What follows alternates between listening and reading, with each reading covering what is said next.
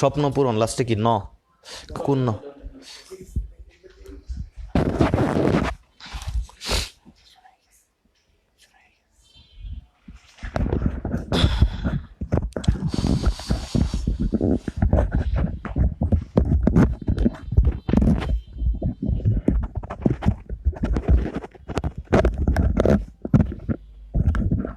কয়জন লাইবে?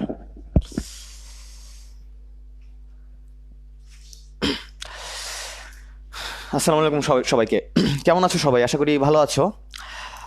আজকে সন্ধ্যায় আমি তোমাদের জন্য একটা সুসংবাদ দিতে চাচ্ছি। সেটা হচ্ছে আমাদের স্বপ্নপূরণ বিশ্ববিদ্যালয় ভর্তি কোচিংয়ের যে অফিসিয়াল অ্যাপ, অর্থাৎ গুগল প্লে স্টোর থেকে ডাউনলোডেবল অ্যাপ, যেটা স্বপ্নপূরণ লিখে তুমি হচ্ছে তোমার গুগল প্লে স্টোরে গিয়ে সার্চ দিবে। সার্চ দিলে তুমি এই স্বপ্নপূরণ বিশ্ববিদ্যালয় ভর্তি কোচিংয়ের অ্যাপটা পেয়ে যাবে।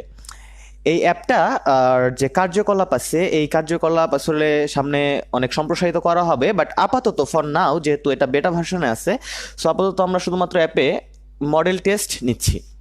সো তোমরা যারা যারা ফ্রি মডেল টেস্ট দিতে ইচ্ছুক তারা সেই স্বপ্নপূরণ অ্যাপটা নামিয়ে হচ্ছে সবাই মডেল টেস্ট দেওয়া শুরু করবা। সবাই গুগল প্লে স্টোর থেকে, তোমার ফোনের যে অ্যান্ড্রয়েডের যে প্লে স্টোর আছে সেই প্লে স্টোর থেকে স্বপ্নপূরণ লিখে সার্চ দিবা, তাহলে আমাদের অ্যাপটা পেয়ে যাবা। তো সার্চ ইঞ্জিন অপটিমাইজেশন এখনো করা হয় নাই, যে কারণে এখানে তুমি যদি মধ্যাহ্ন লেখো তাহলে আমাদের অ্যাপটা আসবে না, যেটা কিছুদিন পর থেকে আসবে। দ্যাট মিনস 1 মাস পর থেকে আসবে। আপাতত তোমাকে এখানে স্বপ্নপূরণের এখানে দন্তান্নয়ই লিখতে হবে। সো এই বিষয়টার জন্য জাস্ট তোমরা একটু ট্রাবল ফিল করতে পারো। জাস্ট একটু মনে রাখো যে এখানে তোমার দন্তান্ন লিখতে হবে, নট মধ্যাহ্ন। আজকের ক্লাসটা আমরা শুরু করব। আমি তরিকুল ইসলাম। আজকে তোমাদের যে চ্যাপ্টারগুলো পড়াবো সেগুলো হচ্ছে পর্যাবৃত্তিক গতি এবং তরঙ্গ। আজকে আমি তোমাদেরকে পর্যাবৃত্তিক গতি এবং তরঙ্গ পড়াবো। তো পড়ানোর আগে তোমাদের সাথে কিছু কথা আমি বলতে চাই, মিনহয়ল অন্যরাও লাইভে জয়েন করে ফেলুক। সেটা হচ্ছে ফিজিক্স পাওয়ার নামে যে বইটা মার্কেটে আছে, ফিজিক্স পাওয়ার, এই বইটা তোমরা সবাই কালেক্ট করছো কিনা? যদি কালেক্ট না করে থাকো তাহলে কালেক্ট করে ফেলো, কারণ বইটা যথেষ্ট গোছানো। ওকে। আর তোমরা মেবি অনেকেই যে জিনিসটা চাও যে আমার সাথে কোনো কারণে কন্ট্যাক্ট করতে চাচ্ছ, যে কোনো হেল্প দরকার কিংবা হচ্ছে কোনো একটা বিষয়ে পরামর্শ চাচ্ছ, সো পেজ থেকে অ্যাকচুয়ালি সেটা তুমি করতে পারবে না। তুমি যদি আমাকে একটা মেসেজ দাও, সেটা যদি তুমি যদি পেজে দাও তাহলে সেটা অ্যাকচুয়ালি আমার কাছে রিচ করবে না। হ্যাঁ, সো তোমরা যারা যারা মনে করো যে অ্যাকচুয়ালি হেল্প নিডেড কিংবা কোনো বিষয়ে পরামর্শ নিডেড, তাদের জন্য জাস্ট ফেসবুকে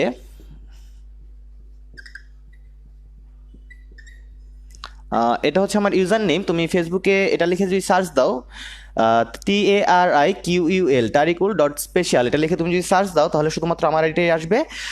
তুমি সেখানে আমার সাথে কন্ট্যাক্ট করতে পারো, বাট মাস্ট বি তোমার পরিচয় দিতে হবে। তুমি ফার্স্টে যে মেসেজটা আমাকে দিবে সেই মেসেজটা যেন হয় যে ভাইয়া আমি স্বপ্নপূরণ কোচিংয়ের স্টুডেন্ট, আদারওয়াইজ তুমি তোমার মেসেজের রিপ্লাই পাবে না। ওকে, আচ্ছা।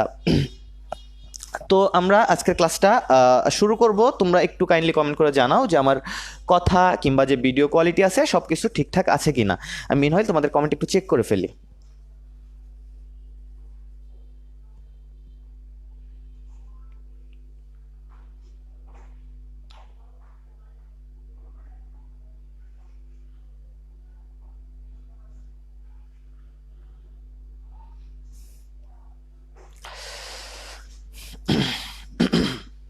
আচ্ছা, তোমরা ইচ্ছে করলে একটা কাজ করতে পারো, সেটা হচ্ছে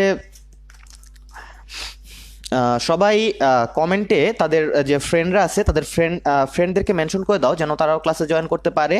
আর তুমি কোন জায়গা থেকে জয়েন করছো, তুমি কোন জায়গা থেকে জয়েন করছো ক্লাসে সেটা তুমি লিখে ফেলো যে আমি অমুক জেলা থেকে জয়েন করছি।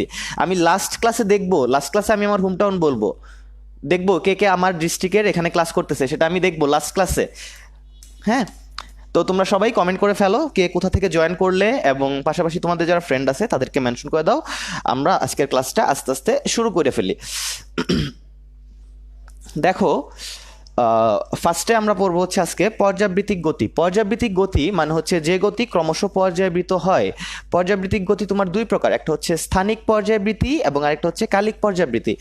যে গতিটা নির্দিষ্ট সময় পর পর পর্যাবৃত্ত হয় তাকে বলা হয় কালিক পর্যাবৃত্তি, আর যে গতিটা নির্দিষ্ট সময় পর পর নির্দিষ্ট একটা স্থান ভিত্তি করে আবর্তিত হয় তাকে বলা হয় তোমার স্থানিক পর্যাবৃত্তি। তো স্থানিক মানে যেটা স্থানকে কেন্দ্র করে আবর্তিত হয়, আর কালিক মানে হচ্ছে যেটা নির্দিষ্ট সময় পর পর আবর্তিত হয়। তোমার ভর্তি পরীক্ষায় এখান থেকে হচ্ছে জাস্ট পর্যাবৃত্তি কয় প্রকার, কিংবা হচ্ছে স্থানিক পর্যাবৃত্তি বলতে কি বুঝো, কালিক পর্যাবৃত্তি বলতে কি বুঝো, সেটা আসে।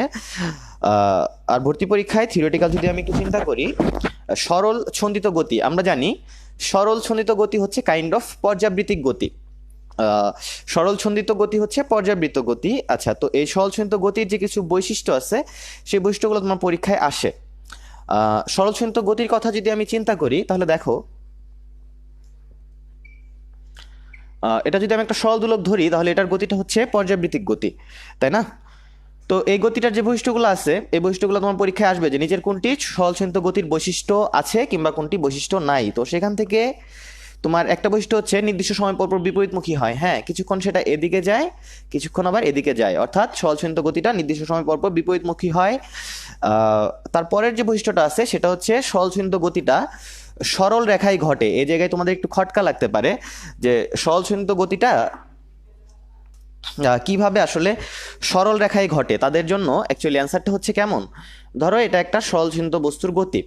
বস্তুটা যখন এখানে থাকবে তখন তার গতির দিকটা হচ্ছে এই বরাবর, বস্তুটা যখন এখানে থাকবে তখন তার গতির দিকটা এই বরাবর, বস্তুটা যখন এখানে থাকবে তখন তার গতির দিকটা এই বরাবর। সো আমি এখানে বলতে পারি যে যদি একটা বৃত্ত আমি কল্পনা করি, এই বৃত্তের যে কোনো বিন্দুতে গতির দিক হচ্ছে ওই বিন্দু অঙ্কিত স্পর্শক বরাবর, ওই বিন্দু অঙ্কিত স্পর্শক বরাবর। ঠিক আছে, তো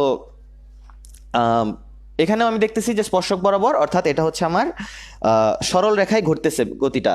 বস্তুটা যদি এদিক থেকে এদিকে যেতে থাকে কিংবা এদিক থেকে যদি এদিকে যেতে থাকে, তাহলে হচ্ছে এখানে অ্যাকচুয়ালি সরল রেখায় গতিটা চলে আসতেছে, অর্থাৎ সরল ছন্দিত গতিটা সরল রেখায় ঘটে। আর হচ্ছে ত্বরণটা হচ্ছে সরণের সমানুপাতিক, বিপরীতমুখী এবং সাম্যাবস্থান অভিমুখী। বস্তুটা যদি এদিকে যেতে নেয়, তাহলে এর উপর ত্বরণটা কিংবা এর উপর বলটা কিন্তু তাকে পিছন দিকে টানতে থাকবে যে হ্যাঁ তুমি এদিকে আর যাবে না, তুমি ফেরত আসো। আবার বস্তুটা যখন এদিকে যেতে নিবে, তখন কিন্তু তার উপর যে ত্বরণটা কিংবা বলটা আছে তাকে কিন্তু অ্যাকচুয়ালি পিছন দিকে টানবে যে না তুমি আর এদিকে যেতে পারবে না, তুমি পিছন দিকে আসো। অর্থাৎ এখানে যে ত্বরণটা কিংবা বলটা সেটা হচ্ছে সরণের বিপরীতমুখী এবং সর্বদা এই পয়েন্টটার দিকে টানবে। সো এই সরল ছন্দিত স্পন্দনের বৈশিষ্ট্যগুলো তোমরা বাসায় পড়ে ফেলবা।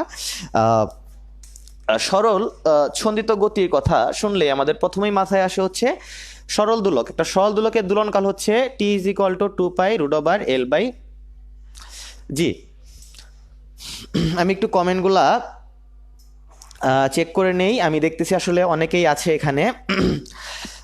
তোমার T=2π√L/g, এটা হচ্ছে একটা সরল দোলকের যে দোলনকাল সেটার সমীকরণ। তো এখান থেকে তোমার ঢাকা ভার্সিটি 2014-15-তে একটা কোশ্চেন আসছে। আসলে তুমি হয়তো ভাবতেই পারো যে এই সূত্রতে তুমি সব কোশ্চেন পারবা, কিন্তু দেখো এখান থেকেও কিছু কোশ্চেন করা সম্ভব যেগুলো অ্যাকচুয়ালি বুঝতে একটু প্রবলেম হবে। ঢাকা ভার্সিটি 14-15 একটা কোশ্চেন হচ্ছে এমন একটা কোশ্চেন, কোশ্চেনটার অ্যান্সার হচ্ছে π²।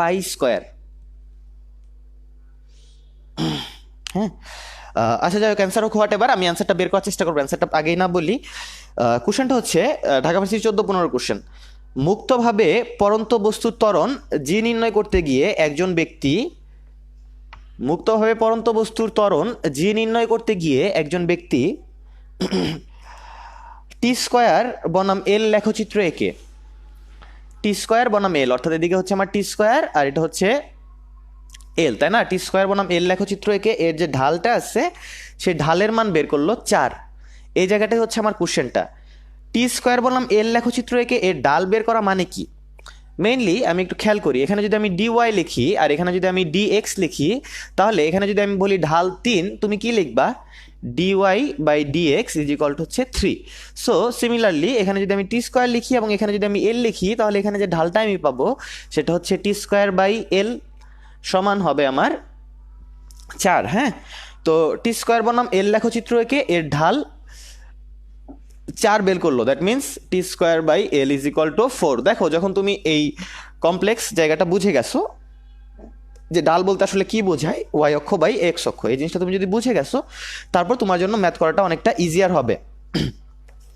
আমি জাস্ট এই মানটা এখানে বসাবো। আমি যদি এখানে একটু ক্যালকুলেট করি, T² = 4π² × L/g, এখান থেকে আমরা পাই T square by L is equal to হচ্ছে 4 pi square by g. So T square by L এর মান হচ্ছে 4, সো 4 ইজ ইকাল টু হচ্ছে 4 পাই স্কোয়ার বাই জি।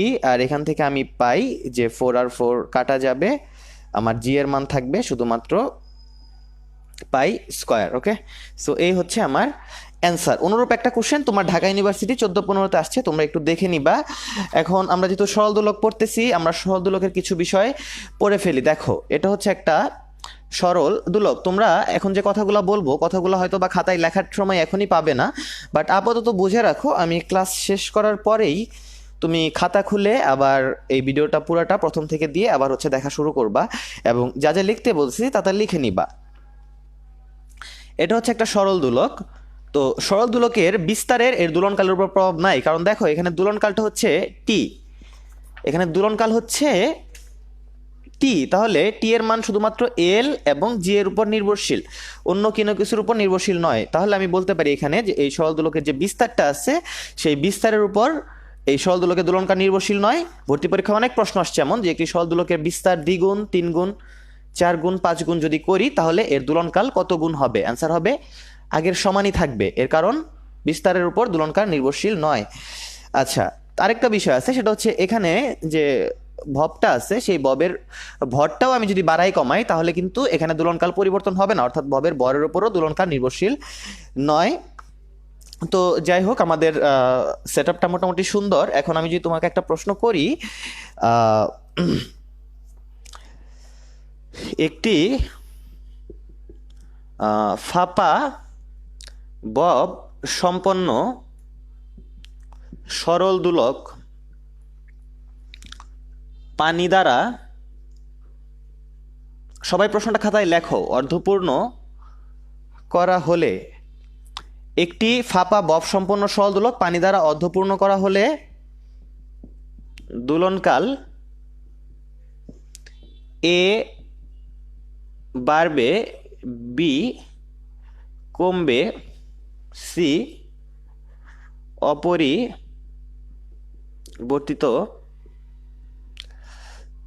থাকবে। হ্যাঁ, সো তোমরা কুইকলি এটার অ্যান্সারটা করে ফেলো তো।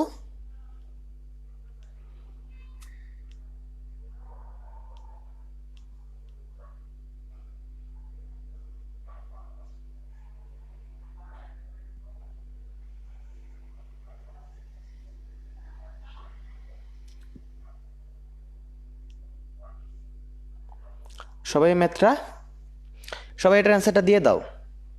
অ্যান্সারটা কি হবে?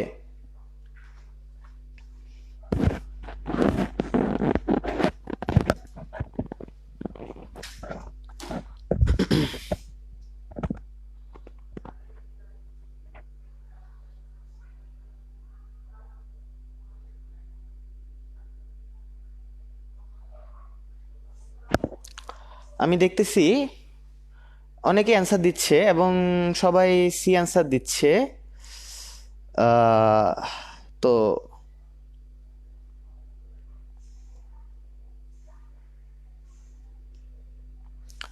ঠিক আছে, আমি অনেকে অ্যান্সার দিচ্ছে দেখতেছি, আমি সি অ্যান্সার দিচ্ছে। তো আমি একটু অ্যান্সারটা বলে দেই। অ্যান্সার হবে আসলে এ, অ্যান্সারটা হবে এ, নট সি। অ্যান্সারটা কিভাবে এ হবে সেটা আমি বলি। একটা সরল দোলক তুমি যদি চিন্তা করো, এটা হচ্ছে এই সরল দোলকটা, এখানে আছে তার কার্যকরী দৈর্ঘ্য, সেটাকে তুমি ভাঙাইতে পারো খুব সহজেই এল প্লাস আর আকারে। ওকে,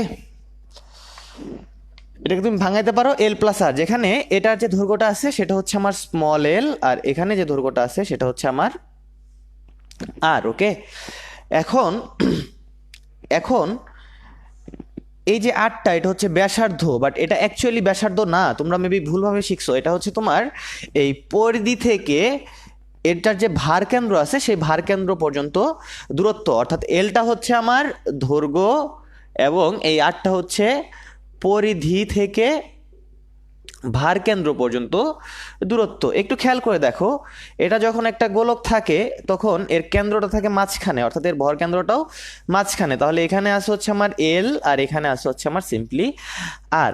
সো এটা যে দোলনকাল, পরবর্তীতে এই দোলকটাকে আমি যদি, কিংবা এই ভবটাকে আমি যদি পানি দ্বারা অর্ধপূর্ণ করে ফেলি, তার মানে এটুকু আমি যদি পানি দ্বারা পূর্ণ করে ফেলি, তাহলে দেখো পানি দ্বারা যেহেতু আমি এই জায়গাটুকু পূরণ করে ফেলছি অর্ধেক, তাহলে ম্যাক্সিমাম ভর, মানে এটা তো একটা জাস্ট ফাঁপা বব, তাহলে এর ম্যাক্সিমাম ভরটা, পানির যে ভরটা সেটা সেটা সমান। সো এটার ভর কেন্দ্রটা কিন্তু অনেকটাই নিচে নেমে আসছে, কারণ ভর কেন্দ্রটা হবে ঠিক ভরগুলার মাঝখানের জায়গায়। সো অর্থাৎ ভর কেন্দ্রটা এখানে নেমে আসবে। অর্থাৎ আমি যদি দেখি এখানে আর ইনক্রিজ হচ্ছে, এবং আর যদি ইনক্রিজ হয়, ফলশ্রুতিতে আমার টোটাল যে এল আছে সেই এলটাও ইনক্রিজ হয়েছে। আর আমরা জানি এই সূত্র থেকে স্পষ্টভাবে দেখতেছি টি সমানুপাতিক √এল। এখন এলটা যদি ইনক্রিজ হয় তাহলে আমার কিন্তু টিটাও ইনক্রিজ হবে, অর্থাৎ সরল দোলকের দোলনকালটা বৃদ্ধি পাবে। আগে খেয়াল করো, আগে ছিল এখানে এল আর এটুকু ছিল আর, কিন্তু এখন আগেরটা এলই আছে, কিন্তু এখন কিন্তু আরটা অনেক বেড়ে গেছে, মানে এই পরিধি থেকে ভারকেন্দ্র পর্যন্ত দূরত্বটা অনেক বেড়ে গেছে। দ্যাটস ওয়াই একটি ফাঁপা বব যদি আমি পানি দ্বারা অর্ধপূর্ণ করে ফেলি তাহলে এর দোলনকালটা বৃদ্ধি পায়। এটা বিভিন্ন ভার্সিটিতে 2বার আসছে এই প্রশ্নটাই। সো আই হোপ তুমি এইটা পড়বা। ওকে।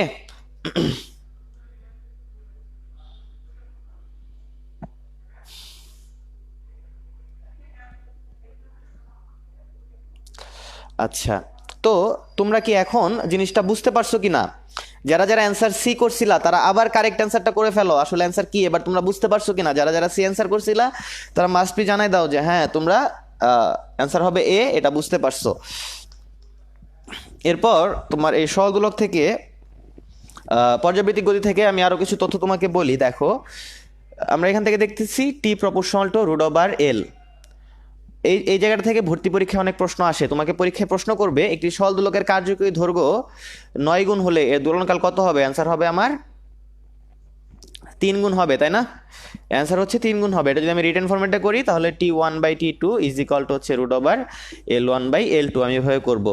সো এখানে 9 গুণের কথা বলতে পারে, কিংবা 4 গুণের কথা বলতে পারে, কিংবা উল্টা করেও বলতে পারে যে একটি সরল দোলকের দোলনকাল দ্বিগুণ করতে হলে কার্যকরী দৈর্ঘ্য কত গুণ করতে হবে। সো এই ধরনের কোশ্চেন যখন থাকবে তখন আনুপাতিক সম্পর্কে ম্যাথগুলো করতে হবে।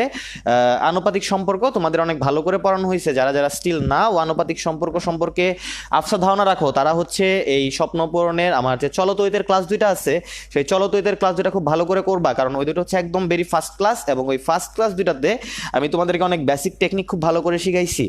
ওকে, একদম ফার্স্ট ক্লাস স্বপ্ন পূরণের ফিজিক্সের যে প্রথম 2টা ক্লাস, অর্থাৎ প্রথম 2 সোমবারের যে ক্লাস, ওই ক্লাস 2টা করতে হবে খুব ভালো মতো। আচ্ছা, এরপর দেখো একটা সরল দোলক যখন এইভাবে দুলতে থাকে, তখন এই প্রান্তে গিয়ে তার যে বেগটা পাই সেটা হচ্ছে আসলে 0। এখানে গিয়ে আমি তার যে বেগটা পাই সেটাও হয় 0। এখানে গিয়ে আমি তার যে বেগটা পাই সেটা হচ্ছে ম্যাক্সিমাম ভ্যালু, সেটার মান হচ্ছে ω/a। আবার দেখো বস্তুটা যখন এখানে থাকে, যেখানে বেগটা ম্যাক্সিমাম সেখানে ত্বরণটা হচ্ছে 0, যেটার মান হচ্ছে 0। হ্যাঁ, ত্বরণটা হচ্ছে মিনিমাম আর কি। আবার এখানে গিয়ে এবং এখানে গিয়ে তার ত্বরণটা সর্বোচ্চ হয়। অর্থাৎ আমি যদি এই সাইডে চিন্তা করি তাহলে হচ্ছে এখানে আমি পাবো a ম্যাক্স, এটার মান হচ্ছে ω²a। সো এই দুইটা সূত্র তোমাদের ভর্তি পরীক্ষার জন্য অনেক ইম্পর্টেন্ট। পাশাপাশি এদের যে মৌলিক সূত্রগুলো আছে সেখান থেকেও ম্যাথ আসে। অর্থাৎ নির্দিষ্ট সময়ে বেগ v ω√h²-x², এখান থেকেও ম্যাথ আসে। a ω²x, এখান থেকেও ম্যাথ আসে। তোমরা এই দুইটা ম্যাথ দিয়ে ভর্তি পরীক্ষার জন্য বাসায় কিছু ম্যাথ করে নিবা। আর আমি আপাতত এই দুইটা সূত্র দিয়ে ম্যাথ দেখাচ্ছি। দেখো, Dhaka varsity 2009-10 question. Dhaka university 2009-10 কোশ্চেনটা হচ্ছে একটি সরল ছন্দিত গতিসম্পন্ন বস্তুর সর্বোচ্চ বিস্তার 5 মিটার এবং দোলনকাল হচ্ছে 8 সেকেন্ড, এর সর্বোচ্চ বেগ কত? কোশ্চেনটা আমি আবার বলি, ঢাকা ভার্সিটি 9-10 কোশ্চেন। একটি সরল ছন্দিত গতিসম্পন্ন কণার বিস্তার হচ্ছে 5 মিটার, অর্থাৎ এর মান 5 মিটার, এবং এর দোলনকাল হচ্ছে 8 সেকেন্ড। দ্যাট মিনস টি এর মান হচ্ছে 8 সেকেন্ড। আমাকে বলছে এখানে বেগের মান কত, সর্বোচ্চ বেগের মান কত। তাহলে ভি ম্যাক্স হবে ω/a। এখানে আমরা পড়ছি ভি ম্যাক্স ω/a। সো এখানে আমি লিখলাম ভি ম্যাক্স ω/a। ওমেগাকে আবার ভাঙানো যেতে পারে, তাই না? ω = 2π/t। এটা আমি তোমাদেরকে পড়াইছি যে ω সমান 2π/t। সো এখানে 2π/8 ইন্টু 5, এটা ক্যালকুলেটরে তুমি যদি ক্যালকুলেশনটা করে ফেলো তাহলে অ্যাকচুয়ালি 4-এর মতো একটা মান আসবে। হ্যাঁ, মানটা অ্যাকচুয়ালি হচ্ছে 3.93। সো যেহেতু ক্যালকুলেটর আমাদের হাতে এখন নাই, আমরা এই ঝামেলায় যাব না। আর ভর্তি পরীক্ষা যদি এখন এই ম্যাথগুলো আসবে তো অবশ্যই, এই কনসেপ্টগুলো থেকে অবশ্যই ম্যাথ আসবে, কিন্তু কথা হচ্ছে তোমার হিসাবটা এতটা সহজ করে দিবে যেন তুমি ক্যালকুলেটর ছাড়াই ম্যাথগুলা করতে পারো। ওকে, আচ্ছা।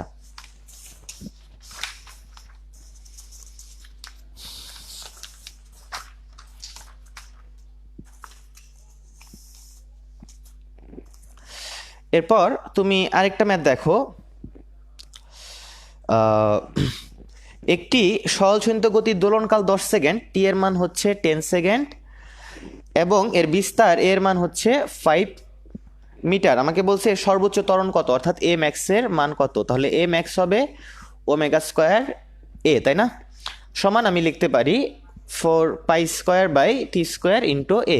এখন তুমি এখানে 4π², একটু দেখি আমি ফ্রেমে আছে কিনা।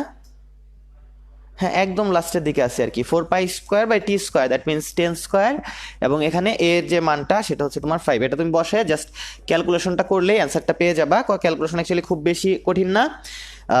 4×5 20 এবং নিচে আছে 100, তার মানে কি 5/1 ইন্টু π², অর্থাৎ 0.2 π²। তাহলে এটা হবে আমার অ্যান্সার। তো আই হোপ তোমরা জিনিসগুলো বুঝছো। আমি তোমাদের একটু চেক করি যে তোমরা আসলে এই জিনিসগুলো ঠিক মতো বুঝছো কিনা। আমি একটা সরল দোলক আঁকলাম। এখানে আমি একটা প্রশ্ন করি তোমাকে, তুমি প্রশ্নটা শুনো, তুমি অ্যান্সার দিবা কমেন্ট বক্সে। A point, B point, C point, কোথায় কোথায় এর বেগের মান শূন্য হবে সেটা আমাকে কমেন্ট করে জানাও। কোথায় এখানে বেগের মান শূন্য হবে, বেগের মান কোথায় শূন্য হবে সেটা কমেন্ট করে জানাও।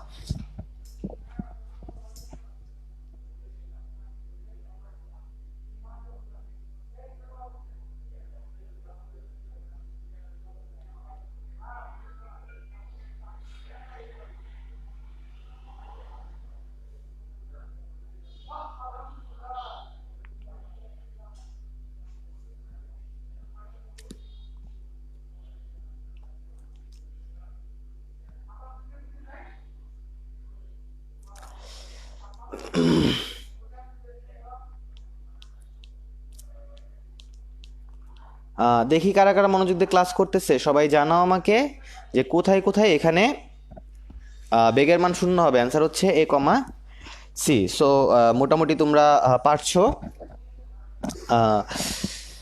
আর হচ্ছে পর্যাবৃত্তিক বই থেকে তোমরা আরেকটা জায়গা একটু পড়তে হবে, সেটা হচ্ছে তোমার টি ইজ ইকুয়াল টু 2π√L/g, তাই না? এটা হচ্ছে আমার সরল দোলকের সূত্র। তো যে সকল জায়গায় তোমার জি এর মান, যে সকল জায়গায় জি এর মান শূন্য, সে সকল জায়গায় টি এর মান ইনফিনিটি এবং এফ এর মানও হচ্ছে শূন্য, তাই না? সো আমরা জি এর মান শূন্য কোথায় কোথায় পেতে পারি, সেটা হচ্ছে পৃথিবীর কেন্দ্রে যদি আমি যাই সেখানে জি এর মান শূন্য, আমি যদি মহাশূন্যে যাই সেখানে জি এর মান শূন্য, আমি যদি কৃত্রিম উপগ্রহে যাই সেখানেও জি এর মান শূন্য। অর্থাৎ যেখানে যেখানে জি এর মান শূন্য সেখানে সেখানে এটা জিরো হয়ে গেলে এই টি এর মানটা হয়ে যাবে ইনফিনিটি। অর্থাৎ যেখানে জি এর মান শূন্য সেখানে টি এর মান অসীম হয়ে যাবে। আর আমি যদি কম্পাঙ্কের কথা চিন্তা করি, এফ ইজ ইকুয়াল টু হচ্ছে 1/t, তার মানে হচ্ছে 1/ইনফিনিটি, মান হবে হচ্ছে শূন্য, অর্থাৎ কম্পাঙ্কের মান হচ্ছে আমাদের শূন্য। ঠিক আছে, এই জিনিসটা পড়তে হবে। আমরা হচ্ছে এখন তরঙ্গ চ্যাপ্টারটাতে চলে যাব।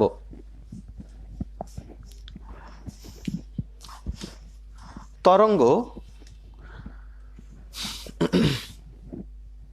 তরঙ্গ, ওকে।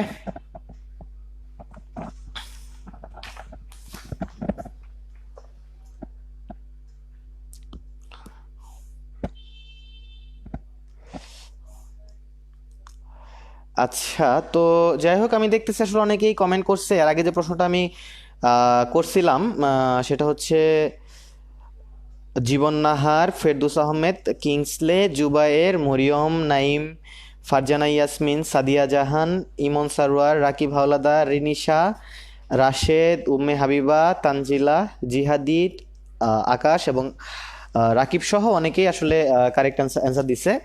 তো থ্যাঙ্কস সবাইকে। মনোযোগ দিয়ে ক্লাস করো সবাই। আহ, তরঙ্গ। হ্যাঁ, তো হচ্ছে আমরা তরঙ্গ নিয়ে এখন আমাদের পড়াটা শুরু করব। তো অ্যাট ফার্স্ট তরঙ্গের কিছু বৈশিষ্ট্য আমাদের জানতে হবে। ধরো এখানে একটা স্পিকার আমি রাখছি, যে স্পিকারটাতে আমরা সিম্পলি গান শুনি।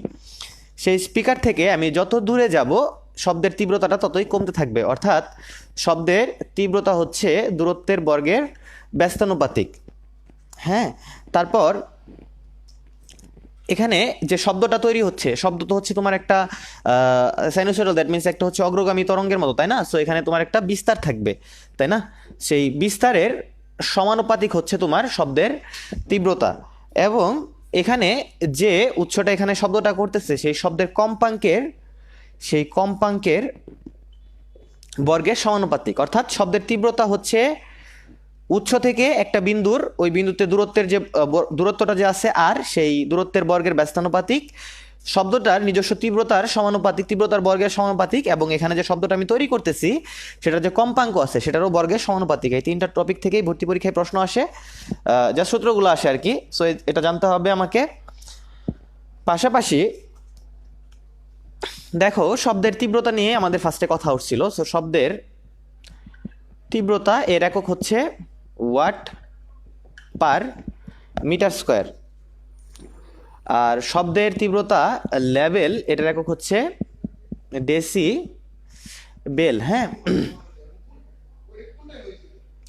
শব্দের তীব্রতার একক হচ্ছে ওয়াট পার মিটার স্কোয়ার এবং শব্দের তীব্রতা লেভেলের একক হচ্ছে ডেসিবেল। সো এখানে দেখো আসলে শব্দের তীব্রতা পর্যন্ত কিন্তু দুজনের একই আছে, জাস্ট একটা হচ্ছে লেভেল, এবং লেভেলের জন্য কিন্তু একটা চেঞ্জ হয়ে যায়, তাই না? এটা মনে রাখতে হবে ভর্তি পরীক্ষায়। এখান থেকেই তোমার এমসিকিউ আসে, এখান থেকে এমসিকিউ আসে যে এমন, নিচের কোনটি শব্দের তীব্রতার একক, নিচের কোনটি শব্দের লিখি আমি শব্দের তীব্রতার একক। হ্যাঁ, সো এখানে আমি যদি অপশন দিই এ হচ্ছে ওয়াট পার মিটার স্কোয়ার আর বি যদি দেই আমি ডেসিবেল, তাহলে কিন্তু অনেকেই হচ্ছে তোমার এটা তীব্রতা যেহেতু বলছে ওয়াট পার মিটার স্কোয়ার হবে। আর এখানে জাস্ট যদি আমি একটু চেঞ্জ করে এখানে যদি লেভেল দিয়ে দেই তাহলে কিন্তু অ্যান্সারটা হয়ে যাবে ডেসিবেল। সো এখানে তোমার must be very very careful এই বিষয়টা নিয়ে। এখন শব্দের যে তোমার তীব্রতার লেভেল কিংবা সেটা নির্ণয় করা যায় যদি শব্দের তীব্রতা দেয়া থাকে। কোনো একটা জায়গায় যদি শব্দের তীব্রতা দেয়া থাকে তাহলে শব্দের তীব্রতা লেভেল নির্ণয় করা যায়। মানে এই জিনিসটা কি জানো, বিষয়টা হচ্ছে কাইন্ড অফ এরকম। ধরো হচ্ছে তোমার কাছে 10,000 টাকা আছে, সো তুমি সমাজের লেভেল 3, মানে গেমসের মতো কাইন্ডলি। তোমার কাছে যদি 20,000 টাকা থাকে তাহলে হচ্ছে তুমি সমাজের লেভেল 7। তোমার কাছে যদি 25,000 টাকা থাকে তাহলে তুমি ধরো সমাজের লেভেল 9। ধরো তোমার কাছে 1 লাখ টাকা আছে তাহলে হচ্ছে তুমি সমাজের লেভেল কোথায়, গড়, তাই না? বিভিন্ন গেমস আমরা খেলি তো এরকম বিষয়টা আর কি। যেখানে তোমার তীব্রতা যদি দেয়া থাকে তাহলে যেমন এখানে যেমন টাকা দেয়া থাকলে টাকার লেভেলটা বের করা যাচ্ছে, জাস্ট লাইক দিস। এখানে তীব্রতা দেয়া থাকলে তীব্রতার লেভেলটাও বের করা যাচ্ছে, এবং এর বিপরীত ক্রমটাও সত্য, মানে লেভেল দেয়া থাকলে তীব্রতাটাও বের করা যায়। সো শব্দের তীব্রতা থেকে তীব্রতার লেভেল বের করার যে সূত্রটা সেটা হচ্ছে বিটা ইজ ইকুয়াল টু হচ্ছে 10 log I by I naught decibel. এখানে আই নটটা হচ্ছে প্রমাণ তীব্রতা, যেটার মান হচ্ছে 10⁻⁻12 watt per metre square. So এটা হচ্ছে আমার আই নট। জাহাঙ্গীরনগর ভার্সিটির 16-17 একটা কোশ্চেন আমি এখানে নিয়ে আসবো এখন।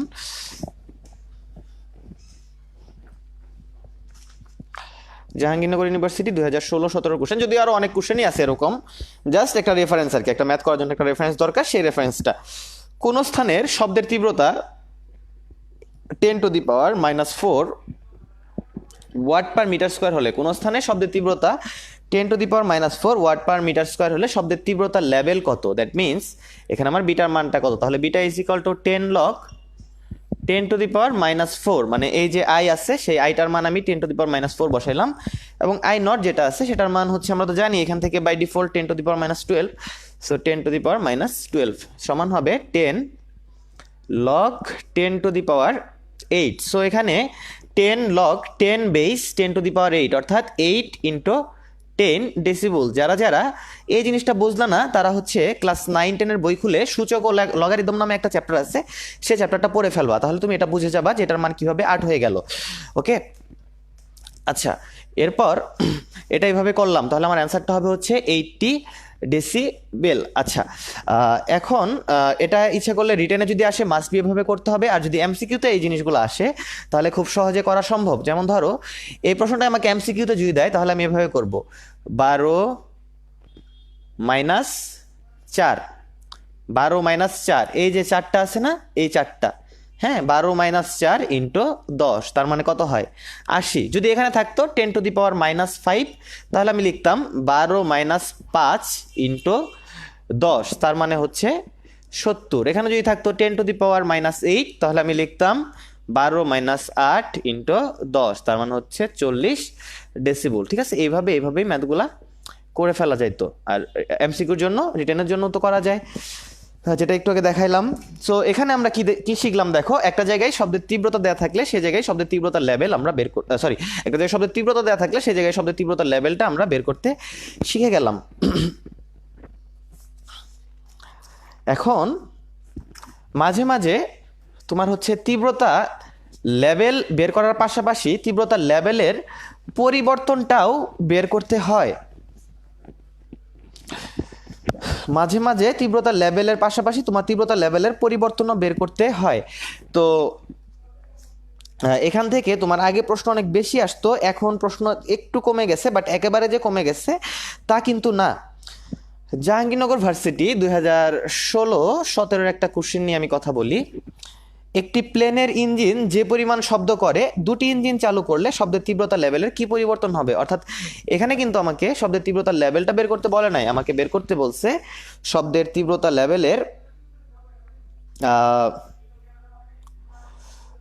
পরিবর্তন। আমি জানি না তোমরা এখানে আমাকে কেন, মানে কি দরকারে প্রীতি দাস লিখছে চমৎকার, এবং ইন্তিশা ঈশা, মানে আমি পড়ে ফেলছিলাম আর কি ইনিয়েস্টা। তো যাই হোক, ইন্তিশা ঈশা এবং প্রীতি দাস কিংবা তারা লিখতেছে চমৎকার বা তো আমি বলবো সবাইকে যে আমি শুধুমাত্র যখন হচ্ছে তোমাদেরকে কমেন্ট করতে বলবো যে এই প্রশ্নটা অ্যান্সার দাও, তখন তোমরা কমেন্ট করো, আর বাকি টাইমটা একটু মনোযোগ দিয়ে ক্লাস করো। I hope that will be fruitful in future. Okay, তো আমি কোশ্চেনটা পড়তেছি যে একটি প্লেনের ইঞ্জিন যে পরিমাণ শব্দ করে, দুটি ইঞ্জিন চালু করলে তীব্রতা লেভেলের কি পরিবর্তন হবে? তাহলে একটি ইঞ্জিন যদি আই পরিমাণ শব্দ করে তাহলে দুটি ইঞ্জিন 2i পরিমাণ শব্দ করবে, এটাই স্বাভাবিক। সো এরকম যদি তোমার দুইটা তীব্রতা দেয়া থাকে তাহলে তীব্রতার লেভেলের পরিবর্তনটা বের করা যায়। সেই তীব্রতার লেভেলের পরিবর্তন হচ্ছে del beta is equal to 10 log i2/i1 সমান হচ্ছে 10 লগ, এখানে দেখো একটু, 2i/i সমান হচ্ছে 10 লগ 2 সমান হচ্ছে 10 ইন্টু লগ 2 এর মান হচ্ছে 0.3। হ্যাঁ, ভর্তি পরীক্ষায় তোমাকে এই মানগুলো পরীক্ষায় দিয়ে দিবে, সমস্যা নাই। লগ 2 এর মান হচ্ছে তোমার 0.3, লগ 3 এর মান হচ্ছে 0.47, লগ 4 এর মান হচ্ছে 0.6। এই মানগুলো তোমাকে ভর্তি পরীক্ষায় দিয়ে দিবে, চিন্তার কোনো কারণ নাই। জাস্ট হচ্ছে এখন দেখো যে এখানে লগ 2 এর মান 0.3, তাহলে এখানে আমার অ্যান্সারটা হবে হচ্ছে 3 ডেসিবল। অর্থাৎ যদি তীব্রতা দ্বিগুণ হয়ে যায় তাহলে আমার যে তীব্রতার লেভেলের পরিবর্তন তাহলে সেটা হবে 3 ডেসিবল। আমি কোশ্চেনটা আবার পড়ি তো, একটি প্লেনের ইঞ্জিন যে পরিমাণ শব্দ করে, দুটি ইঞ্জিন চালু করলে শব্দের তীব্রতা লেভেলের কি পরিবর্তন হবে? সো একটা ইঞ্জিন যদি আই পরিমাণ শব্দ করে, দুইটা ইঞ্জিন 2i পরিমাণ শব্দ করবে, তাহলে i2টা হচ্ছে 2i এবং i1টা হচ্ছে সিম্পলি i। সো এখান থেকে লগ 2 আসলো, তাহলে আমার অ্যান্সারটা হচ্ছে 10 ইন্টু 0.3, দ্যাট মিনস 3 ডেসিবল। আচ্ছা, খুলনা ইউনিভার্সিটি 2012-13 প্রশ্ন।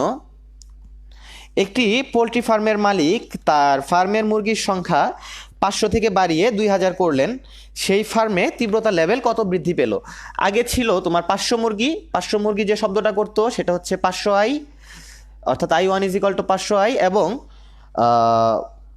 সেই মুরগির সংখ্যা বাড়িয়ে 2000 করলেন, তার মানে i2-র মান হচ্ছে 2000i। হ্যাঁ, তো এখন আমি এই সূত্রটা লিখি, del beta is equal to 10 log i2/i1 সমান হচ্ছে 10 লগ 2000i/500i সমান হবে 10 লগ 4। আমরা জানি লগ 4 এর মান হচ্ছে 0.6, তাহলে 10 ইন্টু 0.6 মানে হচ্ছে 6 ডেসিবল। সো তুমি দেখতেছো যে যদি 4 গুণ হয়ে যায় তাহলে পরিবর্তনটা হয়ে যায় 6 ডেসিবল, রাইট?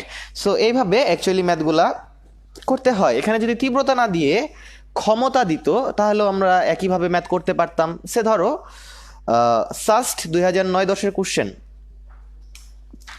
শাহজালাল বিজ্ঞান ও প্রযুক্তি বিশ্ববিদ্যালয় 2009-10 কোশ্চেন হচ্ছে কোনো sorry sorry sorry sorry Rajshahi 2009-10 না, রাজশাহী ইউনিভার্সিটি 2016-17 প্রশ্ন। রাজশাহী ইউনিভার্সিটি 2016-17 প্রশ্ন হচ্ছে কোনো অ্যাম্প্লিফায়ার থেকে নিঃসৃত শব্দের তীব্রতা 30 মিলিওয়াট থেকে 60 মিলিওয়াটে পরিবর্তিত হলো, সেক্ষেত্রে এখানে তীব্রতা লেভেলের পরিবর্তন কত? তাহলে এখানে আমার যে বিষয়টা আছে সেটা হচ্ছে I2/I1, দ্যাট মিনস 10 লগ 60/30, যে বিষয়টা থাকে এখানে সেটা হচ্ছে 2, তাহলে হচ্ছে 10 লগ 2 মানে হচ্ছে 3 ডেসিবল, তাই না? সো এইভাবে অ্যাকচুয়ালি কোশ্চেনগুলো করতে হয়। যদিও এখানে ক্ষমতা দেয়া ছিল, বাট তারপরেও কিন্তু আমরা এখানে তীব্রতা সূত্র দিয়ে করে ফেলছি, কারণ এটা আসলে তেমন কিচ্ছু না।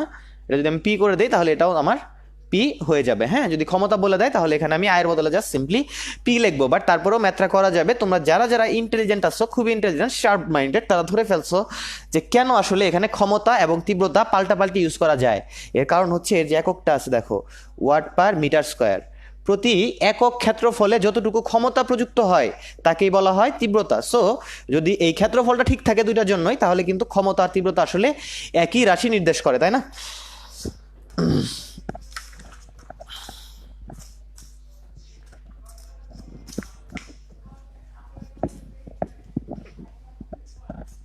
তো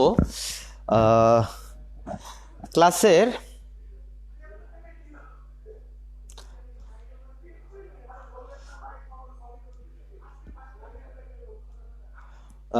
তো হচ্ছে ক্লাসের এ পর্যায়ে এসে আমি একটু জানতে চাই সবার কাছ থেকে তোমাদের ক্লাস অ্যাকচুয়ালি কেমন লাগছে, কিংবা তোমাদের যে বিষয়টা তোমরা হচ্ছে প্রিপারেশন নিচ্ছ এখানে।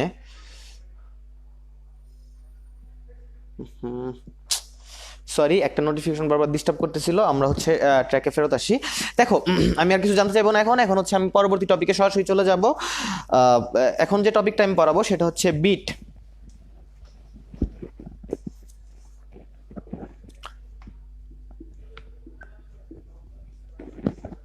বিট, হ্যাঁ, বিট মানে হচ্ছে দুটি সুশলাকার কম্পাঙ্কের পার্থক্য।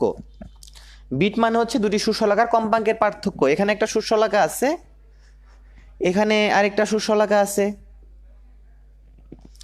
এখানে একটা সুশলাকা আছে, এখানে একটা সুশলাকা আছে। এই সুশলাকার কম্পাঙ্ক হচ্ছে তোমার F1, এই সুশলাকার কম্পাঙ্ক হচ্ছে F2। আমি জানি না F1 বড় নাকি F1 ছোট। তাহলে এখানে যে বিট n সেটা হচ্ছে F1 ডিফারেন্স অফ F2, তার মানে হচ্ছে এই দুইটার কম্পাঙ্কের যে পার্থক্য সেটাকেই আমরা বলি হচ্ছে বিট। দেখো, বিট সংখ্যা কখনো নেগেটিভ হয় না, এটা কখনোই নেগেটিভ হয় না, নেভার নেগেটিভ। দ্যাটস ওয়াই F1টা অলওয়েজ বড়, তাই না? এটা হচ্ছে অলওয়েজ বড়, আর এই পাশের যে মানটা আছে F2 এটা হচ্ছে অলওয়েজ স্মলার। অর্থাৎ আমাকে যদি পরীক্ষায় কখনো প্রশ্ন করে যে একটি সুশলাকার কম্পাঙ্ক 260 হার্জ, একটি সুশলাকার কম্পাঙ্ক 255 হার্জ, তাহলে এখানে বিট সংখ্যা কত? আমি কি করব, যেটা বড় আছে সেটা থেকে যেটা ছোট সেটাকে বাদ দিব। এখানে বড় আছে 260, সো আমি 260 এখানে লিখলাম, এবং ছোট যে মানটা আছে সেটা হচ্ছে 255, সেটা আমি বাদ দিলাম। আমার মানটা থাকে হচ্ছে 5 হার্জ। ওকে, এই বিষয়টা মাথায় রাখতে হবে। এখন আমরা একটা বিটের প্রশ্ন সলভ করি। দেখো, একটা না, আসলে বেশ কয়েকটা বিটের প্রশ্ন সলভ করি। ঢাকা ইউনিভার্সিটি 2017-18, ঢাকা ইউনিভার্সিটি 2017 এবং 18 সালের প্রশ্ন। দুটি সুরেলি কাটা যথাক্রমে, মানে সুরেলি কাটা মানে হচ্ছে টিউনিং ফর্ক আর কি, হ্যাঁ, ফর্ক মানে কাটা, টিউনিং মানে হচ্ছে সুর। সো তোমার সুরেলি কাটা মানে টিউনিং ফর্ক। দুটি টিউনিং ফর্ক যথাক্রমে 220 হার্জ এবং 210 হার্জ কম্পাঙ্কে বাজালে প্রতি সেকেন্ডে উৎপন্ন বিট সংখ্যা কত? সো এখানে একটা কম্পাঙ্ক হচ্ছে 220 হার্জ, আরেকটা কম্পাঙ্ক হচ্ছে 210 হার্জ। সো বলছে যে এই দুটাকে আমি যদি একসাথে বাজাই তাহলে প্রতি সেকেন্ড উৎপন্ন বিট সংখ্যা কত, তাহলে বিট সংখ্যা বের করতে হবে F1 ডিফারেন্স অফ F2। আমি দেখতেছি F1টা বড়, তাহলে 220 difference of 210, that means 10 hertz. ম্যাথটা খুবই সিম্পল ছিল, খুবই সুন্দর ছিল, বাট এটা ঢাকা ভার্সিটি 17-18তে আসছে। আবার দেখো চিটাং ভার্সিটি 17-18তেও একটা ম্যাথ আসছে এমন, দুটি সুশলাকা যথাক্রমে F1 এবং F2 কম্পাঙ্ক তৈরি করে, F1 গ্রেটার দেন F2 হলে নিচের কোনটি এদের দ্বারা উৎপন্ন বিট সংখ্যা? অ্যান্সার এ হচ্ছে F1 minus F2, answer B হচ্ছে F1 plus F2, answer C হচ্ছে F2 মাইনাস F1। এখানে কোনটা অ্যান্সার হবে? সবাই একটু কমেন্ট করে জানাতো। আমি কোশ্চেনটা আবার তোমাকে রিক্যাপ করে দিচ্ছি। দুটি সুশলাকা F1 এবং F2 কম্পাঙ্ক তৈরি করে, F1 গ্রেটার দেন F2 হলে তার দ্বারা উৎপন্ন বিট সংখ্যা কত? তার দ্বারা উৎপন্ন বিট সংখ্যা কত?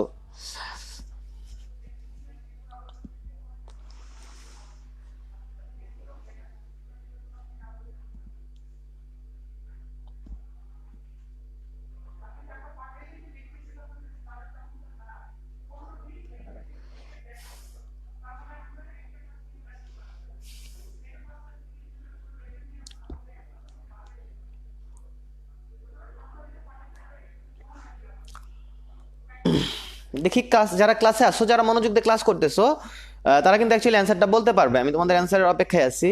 বাট যারা মনোযোগ দিয়ে ক্লাস করতেছে না, তারা কিন্তু অ্যাকচুয়ালি এই সিম্পল কোশ্চেনের অ্যান্সারটাও দিতে পারবে না। সো আমি একটু যারা অ্যান্সার দিচ্ছে তারা হচ্ছে মনোযোগ দিয়ে ক্লাস করতেছে। সো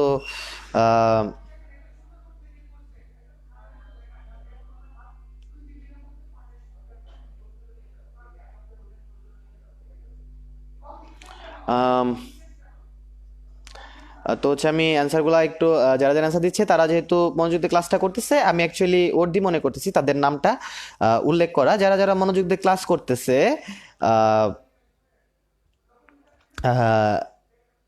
তাদের জন্য আমি একটু নামটা উল্লেখ করতেছি। তানজিলা ইসলাম, কানিজ শবনম মুস্তারি, ওয়াহিদা সুলতানা কোচি, কিনসলে সেবাস্টিন, এমডি রাব্বি, রাইহান বাবু, দুর্জয় পাউল, কানিজ শবনম মাস্তারি, সান্ধিয়া মেঘ, সামিউল, মরিয়ম আক্তার, ফেরদৌস আহমেদ, নাফিজ ইকবাল, আবির আহাদ, রফিউল আলম রাকিব, ত্রিনা ভুইয়ান, রিনিশা রিক্তা, তানজিলা ইসলাম, ত্রিনা ভুইয়ান, ফেরদৌস আহমেদ, রিপ্তেকা রিপ্তু,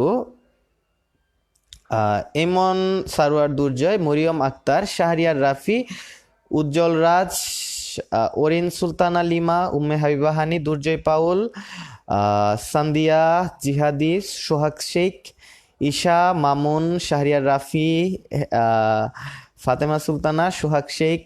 আমি অ্যাকচুয়ালি আজকে সবার নাম পড়বো, সমস্যা নেই, সবাই থাকো, নামগুলো একটু রিড আউট করি।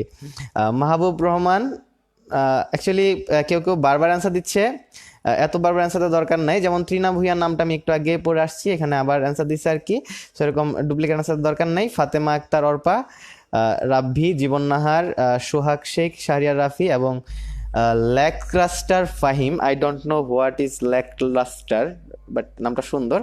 তো যাই হোক, থ্যাংক ইউ সবাইকে অ্যাকচুয়ালি মনোযোগ দিয়ে ক্লাসে থাকার জন্য। মনোযোগ থাকাটা দরকার। এরপর আমি এখান থেকে আরেকটা কোশ্চেন তোমাদেরকে পড়াই। এটা হচ্ছে খুলনা ভার্সিটি 2012-13 কোশ্চেন। দেখো ফার্স্টে খুব সিম্পলগুলো পড়াচ্ছি বিট দিয়ে, পরবর্তীতে আরো কমপ্লেক্স টপিক চলে আসবে।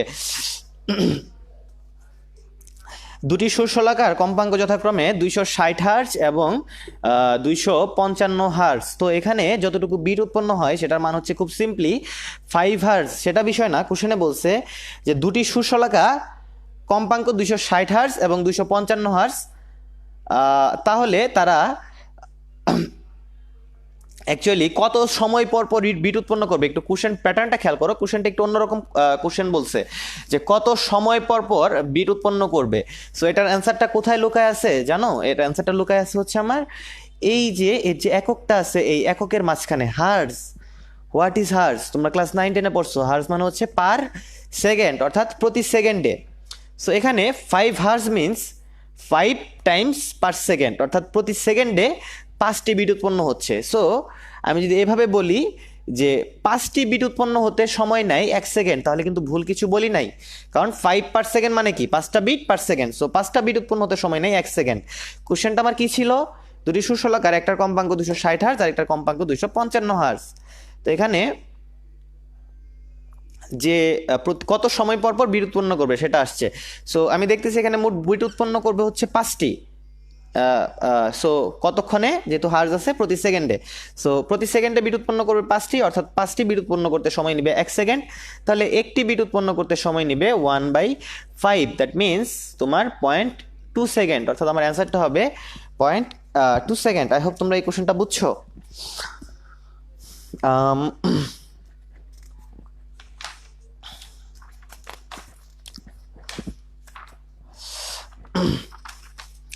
এরপর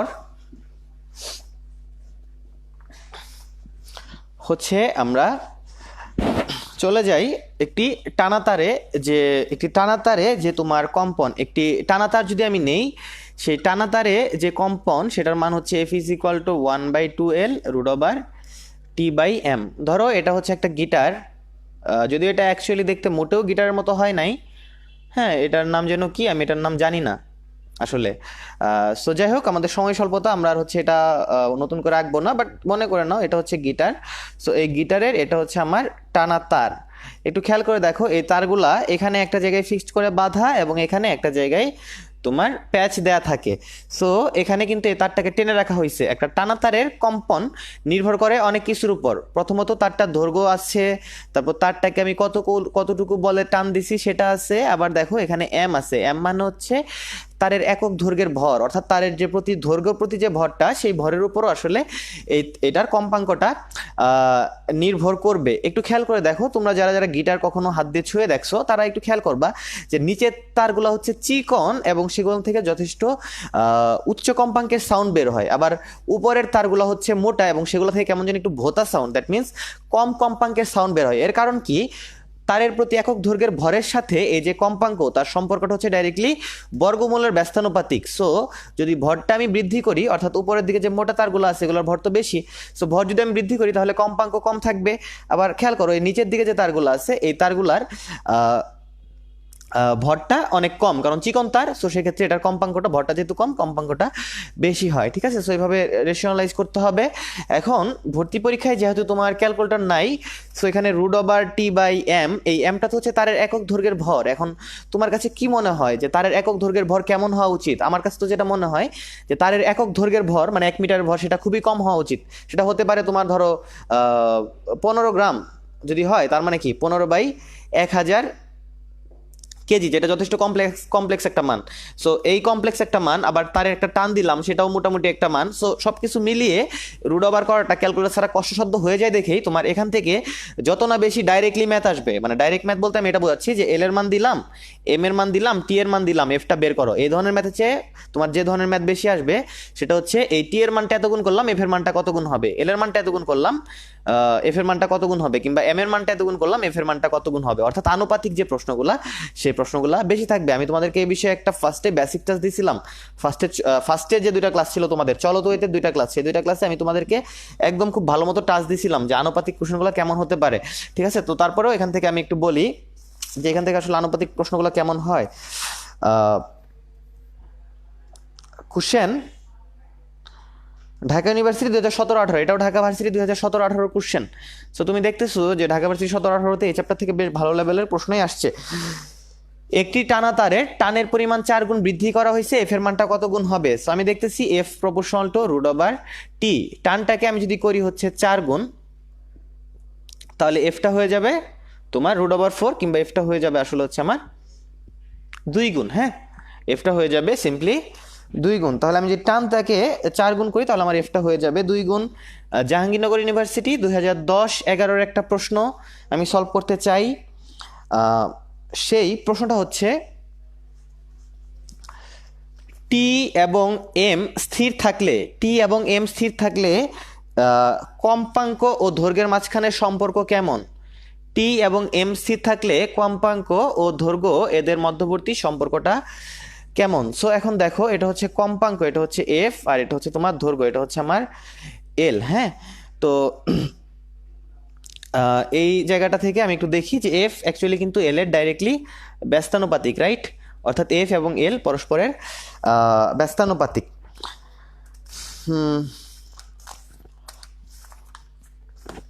সো কম্পাঙ্ক এবং দৈর্ঘ্য এটা হচ্ছে পরস্পরের ব্যস্তানুপাতিক। আচ্ছা, আর এখানে জাস্ট এই সূত্রটাকে আমি যদি একটু মডিফাই করি তাহলে হচ্ছে আমি টানা তারে কম্পনের বেগ পেয়ে যাই। তোমরা মেবি বইটা একটু যদি ভালো করে পড়ো তাহলে আমি এখন যেটা লিখবো সেটা হচ্ছে সেটার প্রাসঙ্গিকতা তোমরা বুঝতে পারবা। আমি আর এখন এটা বুঝাইতে গিয়ে মানে তোমার একটা বদ্ধ নলে কিংবা খোলা নলে যে কম্পন সেটা বুঝাইতে গিয়ে এখানে জাস্ট সময়টা ওয়েস্ট করবো না। জাস্ট দেখো এখানে এফ আর 2l এটা মিলে হয়ে যাবে lambda. So f lambda is equal to root over t by m. এখান থেকে আমি পাচ্ছি v is equal to root over t by m. এটা হচ্ছে একটা টানা তারে মানে ওই গিটারের তারে তোমার হচ্ছে যে কম্পনটা যাবে, আমি যদি তারটাকে এভাবে ছুঁই তাহলে কি একটা কম্পন কিন্তু পুরো তারটা জুড়ে চলে যাবে, তাই না? যে কারণে তোমার গিটারটা প্লাস তারটা কাঁপবে। সেই কম্পনের যে বেগ সেই বেগটা হচ্ছে v is equal to root over t by m. So এটা জাস্ট এমসিকিউ তো এখান থেকে আসে যে নিচের কোনটি টানা তার আর কম্পনের বেগ, এটা তোমাদের একটু পড়তে হবে। ওকে,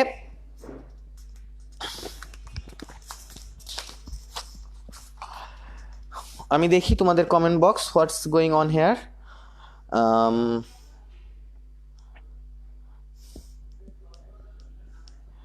কোচি লিখছে ভাই আপনার ক্লাসগুলো খুব ভালো লাগে অ্যাকচুয়ালি, থ্যাংক ইউ,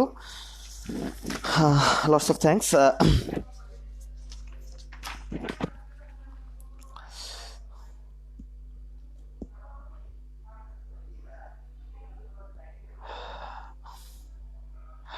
আচ্ছা আচ্ছা, হ্যাঁ, কিংসলে সেবাস্টিন ও অনেকক্ষণ যাবতীয় আমাকে একটা কোশ্চেন সলভ করে দিতে বলতেছে। সো অ্যাকচুয়ালি অতবার রিকোয়েস্ট করছে আমাকে যে আমি আসলে অ্যান্সারটা না দিয়ে পারতেছি না। ওকে, তো কোশ্চেনটা আমি একটু পড়ি। হ্যাঁ ভাইয়া, 40 সেন্টিমিটার দীর্ঘ একটি সরদোলক প্রতি মিনিটে 40 বার দুল দেয়। এর দৈর্ঘ্য 160 সেন্টিমিটার করা হলে তবে 60 বার দুলতে কত সময় নিবে? কোশ্চেনটা হচ্ছে জাস্ট আমি বলতেছি, কোশ্চেনটাকে একটু মুখস্থ করে নেই। 40 সেন্টিমিটার দীর্ঘ একটি সরলদোলক প্রতি মিনিটে 40 বার দুল দেয়, তাহলে এটার ফার্স্টে কার্যকরী দৈর্ঘ্য ছিল হচ্ছে 40 সেন্টিমিটার এবং প্রথমে তোমার হচ্ছে কতক্ষণে কতটুকু দুল দিল? 40 বার দুল দেয় হচ্ছে প্রতি মিনিটে, তার মানে 1 মিনিটে 40 বার দুল দেয়। পরবর্তীতে কার্যকরী দৈর্ঘ্যটা 160 যদি করা হয়, যদি 160 করা হয় তাহলে 60 বার দুলতে কত সময় নিবে? তাহলে হচ্ছে 60 বার দুলতে সময়। সো এই হচ্ছে কিংসলে সেবাস্টিনের প্রশ্ন যে একটি সরলদোলকের কার্যকরী দৈর্ঘ্য 40 সেন্টিমিটার, এই দৈর্ঘ্যটা 160 সেন্টিমিটার করা হয়েছে। যখন 40 সেন্টিমিটার ছিল তখন 1 মিনিটে 40টা ঘূর্ণন দিত, এখন যখন দৈর্ঘ্যটা 160 করা হলো তখন 60 বার দুলতে কত সময় নিবে? সো এখান থেকে আমি দেখতেছি যে টি প্রপোর্শনাল টু রুট ওভার এল। আমি দেখো এখানে এলটা ফার্স্টে ছিল 40, এলটা হয়ে গেছে তোমার 160। হ্যাঁ, আর এখানে একটা জিনিস খেয়াল করো, আমি যেভাবে ম্যাথটা করব সেটা হচ্ছে 60 বার দুলতে সময় আমি পরে বের করব। ফার্স্টে আমি এখানে তো 1 মিনিটে 40 বার ঘুরে, সো আমি এখান থেকে কিন্তু এটা বলতে পারি যে 40টি দুলনের জন্য সময় হচ্ছে 60 সেকেন্ড, তাহলে একটি দুলনের জন্য সময় হচ্ছে 60/40, দ্যাট মিনস 1.5। সো যখন এটা ছিল তখন তার দুলনকাল ছিল হচ্ছে 1.5 সেকেন্ড, তাই না? অ্যাকচুয়ালি 40 বার দুলতে 1 মিনিট সময় লাগে, এই বিষয়টা কিন্তু এটাই নির্দেশ করে যে তার দুলনকাল হচ্ছে 1.5 সেকেন্ড। সো আমি যেটা করব সেটা হচ্ছে টি প্রপোর্শনাল টু রুট ওভার এল। এখান থেকে তোমার L1 আর T1 এর মান দেয়া আছে, এখানে L2 দেয়া আছে, আমি এখান থেকে T2টা বের করব। T2 মানে কি? তোমার পরবর্তী দুলনকাল, অর্থাৎ এর দৈর্ঘ্যটা যখন 160 হয়ে যাবে তখন এর দুলনকালটা কত হবে সেটা নির্দেশ করতেছে। সো আমি যদি দুলনকাল বের করতে পারি, দুলনকাল মানে কি দেখো, এটা একবার যদি দুলে তাহলে সেই একবার দুলতে কতটুকু সময় লাগে সেটাকে বলা হয় দুলনকাল। সো একবার দুলতে সময়টা তো আমি পেয়েই গেলাম, তাহলে 60 বার দুলতে সিম্পলি 60 দিয়ে গুণ করে দিব। সো এই হচ্ছে আমার কার্যকর প্রসেস। সো টি এর মান এল এর রুট ওভারের সমানুপাতিক। সো এলটা হয়ে গেছে 40 থেকে 160, তার মানে হচ্ছে 4 গুণ, তাহলে টিটা হয়ে যাবে আমার 2 গুণ, তার মানে হচ্ছে টিটা হয়ে যাবে অ্যাকচুয়ালি 3 সেকেন্ড। সো এটার আমি মান পাইলাম 3 সেকেন্ড। দুলনকাল 3 সেকেন্ড, তার মানে হচ্ছে এভাবে একটা দুল দিতে সময় নিবে 3 সেকেন্ড। তাহলে এভাবে যদি আমি 60টা দুল দেই তাহলে হচ্ছে আমার 180 সেকেন্ড কিংবা 3 মিনিট লাগবে। সো আই হোপ তুমি তোমার কোশ্চেনের অ্যান্সারটা পেয়ে গেছো। তুমি কমেন্ট করে জানাও যে তুমি তোমার কোশ্চেনের অ্যান্সার পাইছো কি না।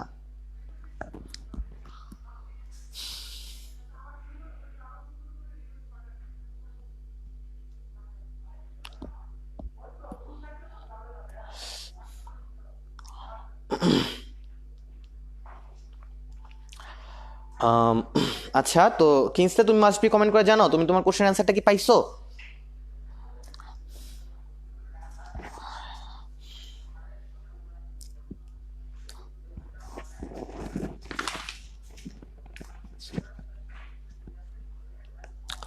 আচ্ছা,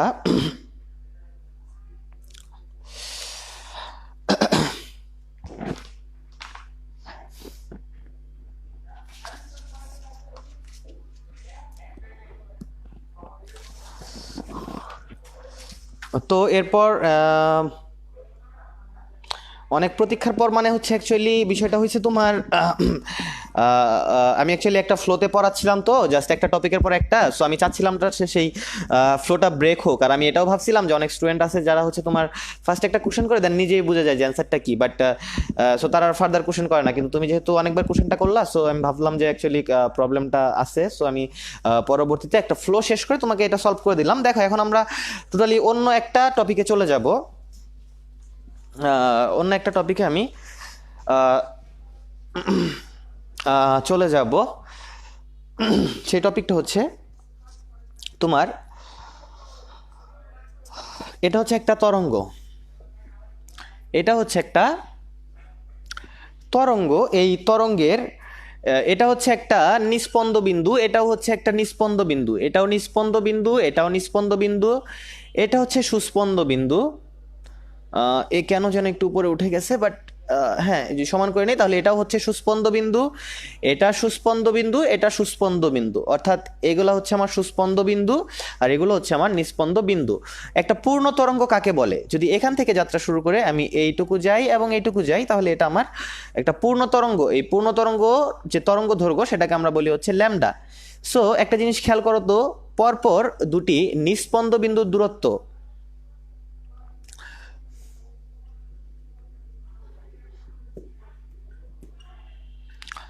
পরপর দুটি নিস্পন্দ বিন্দু দূরত্ব হচ্ছে তোমার λ/2, পরপর দুটি সুস্পন্দ বিন্দুর দূরত্ব হচ্ছে λ/2, কারণ এটাও একটা সুস্পন্দ, এটাও একটা সুস্পন্দ। এখান থেকে তোমার এটা যদি কল্পনা করি তাহলে এটুকু কিন্তু আমার λ/2ই হয়, কারণ এখানে λ/4 বাদ, এখানেও λ/4 বাদ। এখান থেকে আমরা আরেকটা জিনিস দেখতেছি, এটা হচ্ছে আমার নিস্পন্দ বিন্দু, এটা হচ্ছে আমার সুস্পন্দ বিন্দু, তাহলে এই নিস্পন্দ এবং সুস্পন্দর মাঝখানে যে দূরত্বটা আছে সেটা কিন্তু হচ্ছে আমার λ/4। তাহলে হচ্ছে আমি যদি এখানে লিখি যে পরপর দুটি সুস্পন্ধ ও নিস্পন্ধের মধ্যবর্তী দূরত্ব,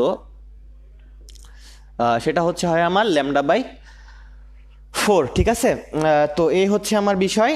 এখান থেকে তোমার ভর্তি পরীক্ষায় প্রশ্ন আসে। আমি যদি তোমাকে বলি যে একটি নিস্পন্দ একটি সুস্পন্দ বিন্দুর মধ্যবর্তী দূরত্ব যে λ/4, এটাই তোমার জাহাঙ্গীরনগর ইউনিভার্সিটি 2014-15-তে আসছিল। এরপর আমি এখান থেকে তোমাকে ঢাকা ভার্সিটি 2013-14 একটা ম্যাথ করাবো। কোশ্চেনটা হচ্ছে 300 হার্স, সরি, কোনো জাহাজের ক্যাপ্টেন দেখলেন যে ঢেউয়ের শীর্ষগুলো, কোনো জাহাজের ক্যাপ্টেন মানে জাহাজে বসেছিল, তার মাঝখানে নিঃসঙ্গতা ভর করছিল, সেই নিঃসঙ্গতা কাটাতে সে হচ্ছে ঢেউ গুনতেছিল আর কি। তো উনি একটা সময় খেয়াল করলেন যে ঢেউয়ের শীর্ষগুলো পরস্পর থেকে 16 মিটার দূরত্ব অবস্থিত, অর্থাৎ এইটুকুর মান হচ্ছে 16 মিটার। একটু ভালো করে খেয়াল করে দেখো যে এখান থেকে এখান পর্যন্ত একটা তরঙ্গ দৈর্ঘ্যের সমান হয়, কারণ এই পয়েন্ট থেকে শুরু, আবার এই পয়েন্ট থেকেও শুরু। এই পয়েন্টটা হচ্ছে এই পয়েন্টের এইটুকু দূরে, এই পয়েন্টটা হচ্ছে এই পয়েন্ট থেকে এইটুকু দূরে, অর্থাৎ এই দুইটা পয়েন্টের মধ্যবর্তী দূরত্ব হচ্ছে ল্যামডার সমান। সো এখানে ওই নাবিক যে দেখলো যে ঢেউয়ের শীর্ষগুলো পরস্পর থেকে 16 মিটার দূরে, এটা হচ্ছে তার অ্যাকচুয়ালি ল্যামডা, এবং প্রতি 2 সেকেন্ড পর পর একটি করে ঢেউ আসতেছে, মানে একটা ঢেউ প্রতি 2 সেকেন্ড পর পর আসতেছে, তার মানে ঢেউ যতক্ষণ পর পর আসে তাকে আমরা বলি তার পর্যায়কাল, অর্থাৎ টি এর মান হচ্ছে 2 সেকেন্ড। এই ডাটাটুকু আমাকে দিয়ে রাখছে। সো কোশ্চেনটা আমি আবার বলি, দেখো এই ডাটার সাথে প্রাসঙ্গিকতা খুঁজে পাও কিনা। 300 হার্জ কম্পাঙ্কের স্থির তরঙ্গের দুটি নিস্পন্দ বিন্দুর দূরত্ব হচ্ছে, সরি, কোনো জাহাজের ক্যাপ্টেন দেখলেন যে ঢেউয়ের শীর্ষগুলো পরস্পর থেকে 16 মিটার দূরত্ব অবস্থিত এবং প্রতি 2 সেকেন্ড পর পর হচ্ছে ঢেউ আসতেছে। ঢেউয়ের বেগ কত? সো আমাকে বের করতে হবে ভি ইজ ইকুয়াল টু হচ্ছে এফ লেমডা সমান হবে হচ্ছে 1/t ইন্টু লেমডা সমান 1/2 into 16, that means metre per second. So দেখো ঢাকা ভার্সিটি কত সহজেই তোমাকে 1 মার্ক দিয়ে দিল, আর জাহাঙ্গীরনগর তো এর চেয়েও সহজে তোমাকে 1 মার্ক দিয়ে দিছে। সো জাস্ট এই জিনিসগুলো একটু বুঝতে হবে যে এখানে ল্যামডার মান 16, নাথিং এলস। জাস্ট এটুকু বুঝলেই তোমার কোশ্চেনগুলো তুমি করতে পারবা। তো এরপর আমরা হচ্ছে ঢাকা ভার্সিটি 12-13 একটা কোশ্চেন করি এটা দিয়েই। দেখো ঢাকা ভার্সিটি 2012-13 একটা কোশ্চেন। এই কোশ্চেনটা বলছে যে 300 হার্জ কম্পাঙ্কের দুটি স্থির তরঙ্গের 300 হার্জ কম্পাঙ্কের স্থির তরঙ্গের দুটি নিস্পন্দ বিন্দু দূরত্ব হচ্ছে 1.5 মিটার। মানে সিম্পলি দুটি নিস্পন্দ বিন্দু দূরত্ব, তাহলে পরপর দুটি নিস্পন্দ বিন্দু দূরত্ব কি λ/2। সো নিস্পন্দ বিন্দু দূরত্ব দেওয়া আছে হচ্ছে 1.5 মিটার, দ্যাট মিনস λ/2 এর মান হচ্ছে 1.5 মিটার। কোশ্চেনটা আমি একটু আবার পড়ি। 300 হার্জ কম্পাঙ্কের মান 300 হার্জ কম্পাঙ্কের স্থির তরঙ্গের দুটি নিস্পন্দ বিন্দু দূরত্ব মানে λ/2, এটার মান হচ্ছে 1.5 মিটার। তরঙ্গের বেগ কত? সো ভি এর মান হচ্ছে আমার এফ ল্যামডা। সো এফ এর মান হচ্ছে 300, আর এখান থেকে আমি যদি ল্যামডার মানটা ক্যালকুলেট করি কত হবে দেখো তো। λ/2 যদি 1.5 হয়, ল্যামডার মান হচ্ছে 3। সো আমার বেগটা হয়ে যাবে 900 মিটার পার সেকেন্ড। সো দেখো খুবই সহজ। এটা শেষ। এরপর আমরা অনুরূপভাবে আরেকটা কোশ্চেন সলভ করি। দেখো রাজশাহী ইউনিভার্সিটি 2007-08 প্রশ্ন। রাজশাহী ইউনিভার্সিটি 2007-08 প্রশ্ন। প্রতি 1 মিটার পর পর শব্দের তীব্রতা হচ্ছে সর্বনিম্ন। সো শব্দের তীব্রতা সর্বনিম্ন, তার মানে কি? পরপর দুটি নিস্পন্দ বিন্দু, যেমন ধরো এটা হচ্ছে সর্বনিম্ন বিন্দু, আবার এটা হচ্ছে সর্বনিম্ন বিন্দু। একটু ভালো করে খেয়াল করো, এটা কিন্তু ভুলেও সর্বনিম্ন বিন্দু না, এটা হচ্ছে বিপরীত দিকে সর্বোচ্চ বিন্দু। এটা হচ্ছে উপরের দিকে সর্বোচ্চ বিন্দু, এটা হচ্ছে নিচের দিকে সর্বোচ্চ বিন্দু। এখানে শূন্য বিন্দু কিংবা নিস্পন্দ বিন্দুগুলো হচ্ছে এই যে এটা এটা এটা এটা এটা। ওকে, তো এখন আমি হচ্ছে বলছে যে 1 মিটার পর পর দুটি তরঙ্গের 1 মিটার পর পর শব্দের তীব্রতা হচ্ছে সর্বনিম্ন। তার মানে এইটুকু যে দূরত্ব আছে এটার কথা তারা অ্যাকচুয়ালি ইন্ডিকেট করছে হচ্ছে 1 মিটার, আর আমরা এটুকুর যে মান সেটা জানি হচ্ছে λ/2। তার মানে হচ্ছে λ/2 এর মান হচ্ছে 1। সো আমি ল্যামডার মান পাইলাম হচ্ছে 2। আর বলছে যে শব্দের বেগ 332, এটা দিয়ে দিচ্ছে। শব্দের বেগ 332 হলে কম্পাঙ্ক কত, দ্যাট মিনস এফ এর মানটা কত। আমরা জানি ভি ইজ ইকুয়াল টু হচ্ছে এফ ল্যামডা। সো এখান থেকে আমি এফ এর মানটা পাই হচ্ছে v/λ। সো ভি এর মান এখানে 332 আর ল্যামডার মান হচ্ছে 2। সো আমার ক্যালকুলেশন করলে মানটা আসবে হচ্ছে 166। আর যেহেতু আমি এখানে কম্পাঙ্ক বের করতেছি, আমার যে এককটা হবে সেটা হচ্ছে হার্জ। সো আই হোপ তোমরা এই টপিকটা সবাই বুঝছো। তো ঠিক আছে, আজকের ক্লাস তোমাদের এই পর্যন্তই শেষ। দেখা হবে আগামী সোমবারে ইনশাল্লাহ। সবাই সুস্থ থাকবে। আর হ্যাঁ, যারা ক্লাসের শুরুতে জয়েন করো নাই তাদের জন্য তোমরা অ্যাকচুয়ালি ফিজিক্সে যে ট্রাবলগুলো ফেস করতেছো সেটা হচ্ছে পেজে মেসেজ দিয়ে লাভ নাই, আমাকে পার্সোনালি মেসেজ করতে হবে। ওকে, এটা হচ্ছে আমার এফবিআইডি, যারা হচ্ছে ফার্স্টে ক্লাসে ছিল না, ওকে, তাদের জন্য শুধুমাত্র। তো ঠিক আছে, সবাইকে আল্লাহ হাফেজ, সবাই ভালো থাকবে, শুভকামনা সবার জন্য।